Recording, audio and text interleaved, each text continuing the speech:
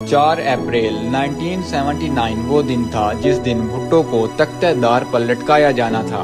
लेकिन इससे 2 दिन पहले एक ऐसा वाकया पेश आया जिसे बेनजीर भुट्टो और नुसरत भुट्टो कभी न भुला सकें। इस दिन चंद सिपाही उन दोनों के पास आए और बोले, आज आप दोनों जुल्फकार अली भुट्टो को मिल सकते हैं। ये बात माँ बेटी के लिए काफी परेशान कुन थी, क्योंकि वो दोनों हमेशा अलग अलग दिन पर भुट्टो से मुलाकात करती थीं। अब अगर उन दोनों को एक ही दिन बुलवाया जा रहा था तो मतलब वाज़ेह था ये उनकी आखिरी मुलाकात थी।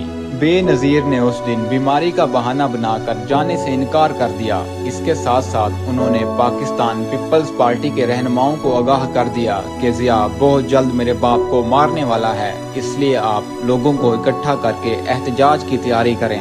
लेकिन बदकिस्मती से उनकी इस बात को किसी ने संजीदगी से ना लिया और बेनजीर की अपने बाप को बचाने की आखिरी कोशिश भी कोई रंग न ला सकी।